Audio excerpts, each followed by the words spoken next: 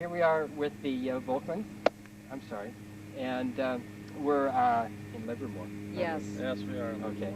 And you actually were referred to me. I believe it was through Davis. Is that correct? Right. I was wondering if you UC might Davis. tell people a little bit about how we met. Okay. We have at the time she was 8 years old, this is 1 year ago, our Tennessee walking horse, our show mare, Red Hot Chili Pepper. She was starting to have some lameness issues, and so a friend of ours told us that there was a farrier at Davis that knew how to do walking horses. We had been in Livermore. There are a lot of quarter horses, and that's the type farrier we had been using, was a quarter horse farrier. And Chili started having problems, and so we called Davis, and they said, yes, you need to speak with Bob Bird again. So we set up an appointment to have Chili shod by Bob Bird again. Well, there was a 2-week period or something like that. Well, we took her, to make it in a short, we went to 2 vets, and what, 2 different farriers. But I got a hold of Bob, and we were trying to set up the appointment to meet up. That's right. And in the meantime, I went and had Chili shod by a different quarter horse farrier. And 2 days after that, she was dragging a rear leg. She was so lame. Her head was down, her eyes were watery. I was crying. She was dragging a leg, and I was mortified by this and very sad that she was in so much pain. I called the vet right out. She gave us some bute, thought it was a stifle problem.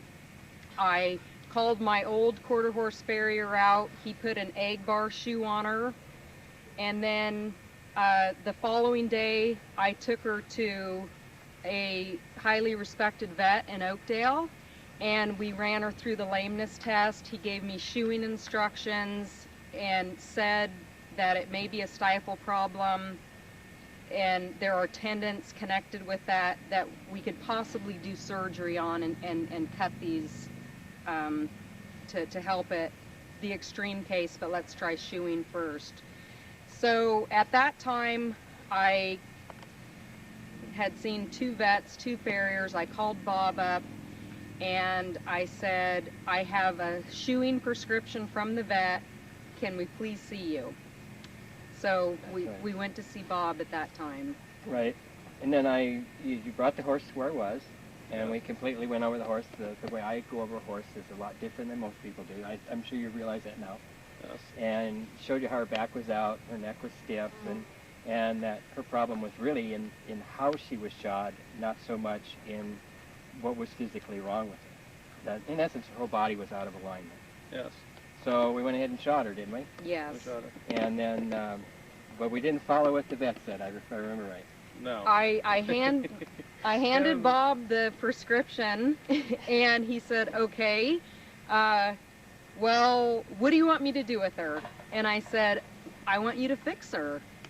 And he said, okay, well, I won't be following these orders. Well, the best part about it was that he showed us everything that was wrong with her, showed us the tight areas, showed us what to feel for when, at the legs or even on the back, so it shows that the horse was out, and when he was done shoeing her the first time, she had loosened up quite a bit. By the 3rd shoeing, she had completely loosened up and was walking like a champ again. So, well, in fact, the vets wanted to lay her up for a while, didn't she? Yeah, the vet did want to lay her up, but after one shoeing, she had basically gotten most of her lameness out of her. But well, basically, right after we finished shoeing her, we had you on I rode her at the place we were in at. the arena, and Chili is a spooky horse. We took her in this inside arena that she'd never been in before, and she went around the arena like I'd never felt her feel before. She was thumping good.